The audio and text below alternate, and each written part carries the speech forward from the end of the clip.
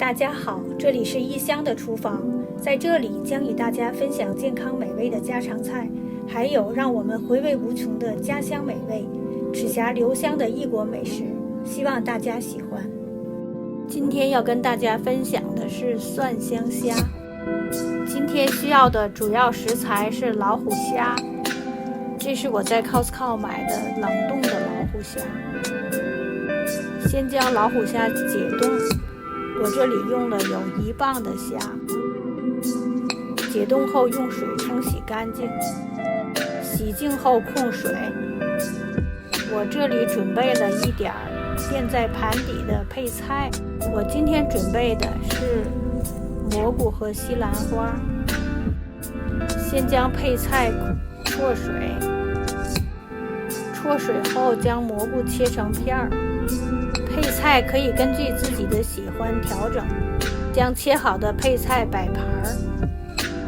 我这里用了2头蒜，将大蒜去皮，用打碎机打成泥，也可以用刀切成蒜末。现在准备一下酱汁，这是酱汁的配方。我这里因为有配菜，所以蒜和酱汁的量比较大。这里介绍2款调料，这个就是辣酱油，还有这个是熏过的红椒粉，非常香。我是从 Costco 买到的，这里的普通超市都可以买到。煎虾前先用厨房纸将虾擦净水分，免得煎时溅油。现在起锅烧油了，锅中放入2大勺油，油到6-7成热时放入虾，将虾的2面各煎30-40秒钟。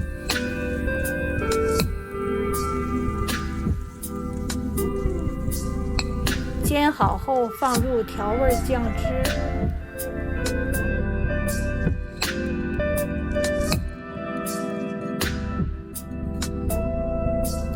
然后将虾翻炒，让虾均匀地裹上调好的酱汁。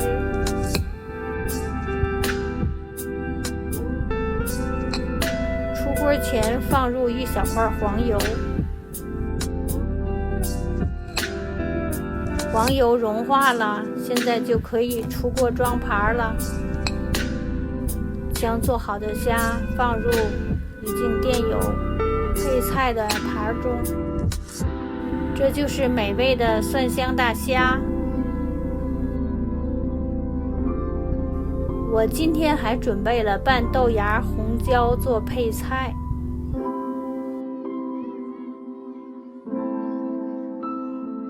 主食是藜麦大米饭。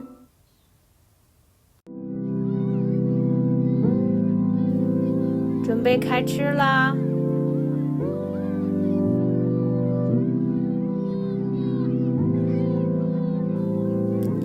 品尝一下，蒜香浓郁的大虾很好吃，沾满酱汁的配菜也很美味。这就是跟大家分享的蒜香虾。视频的后面和留言区内有这道菜的配方。